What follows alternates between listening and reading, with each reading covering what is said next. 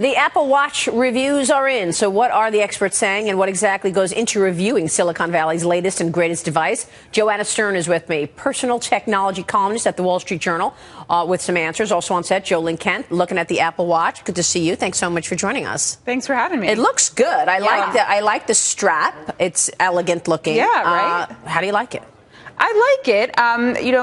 It definitely shows signs of being a first-generation Apple product, but I've really enjoyed using this over the last week for a couple of different things. I mean, obviously, as a watch, it looks really nice. It's been a really good workout companion. And then, of course, it really taps into your iPhone to give you those alerts on your wrist, and that has been a mixed bag in my life. So is that why you're saying that there are signs that it's the first generation?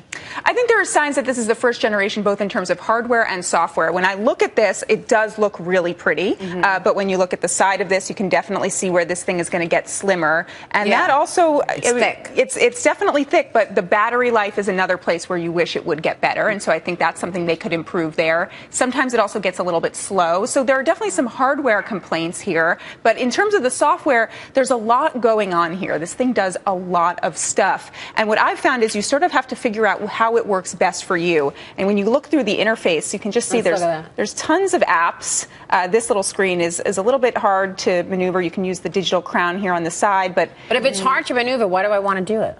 Well, so that's why I say you need to make this about what you want to use it for, right? And then there's actually another screen here where you come up from the bottom, and you can have your favorite sort of things here. And so that's been really useful for me. Just like your phone. Exactly. So basically, you really have to customize it for you and take a lot of time to get it to that point. Is that right? And Apple is saying that this is their most personal device, and that's where I really agree. I think this has to you think about what you use your phone for, what you would want on your wrist for that, and sort of customize it to your life. And this is how much right now, this one? This one is $650. Okay. This is not the over $10,000 version. They didn't loan that one out. They didn't loan that one out. I guess they did not trust me. But then the cheapest version is $350. So the $10,000 one, it has to do with the bracelet.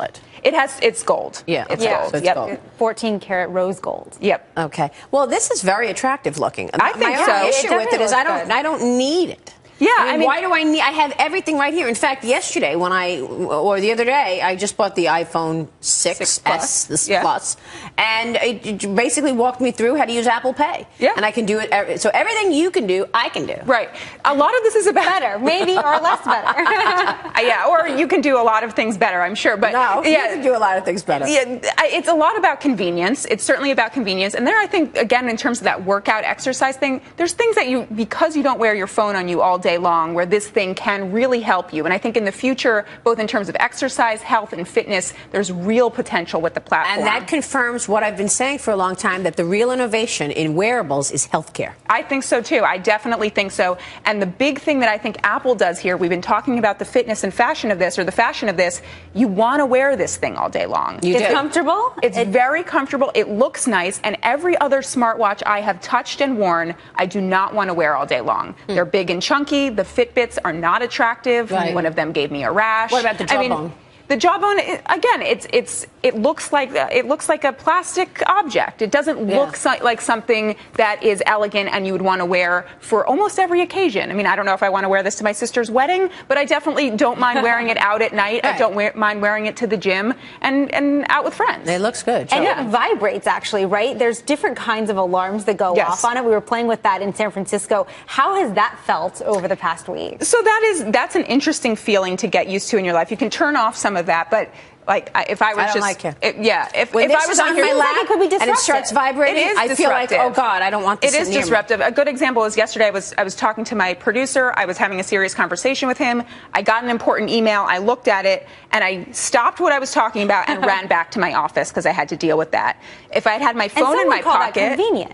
Some would call that convenient, but I would also say it made me less present. So there are times where it doesn't make you as present in the real world, and that's a big concern. And a lot of that has to do with the software. We need deeper controls for notifications. Apple gives us some. It definitely gives us more here than the Android platform, but that's where I think they can also go in the future. All right, we'll leave it there. Joanna Stern, good stuff. Thank you so much. Thanks for having me. Joe Kent, Joanna Stern from the Wall Street Journal on the Apple Watch. We'll be back with the market action.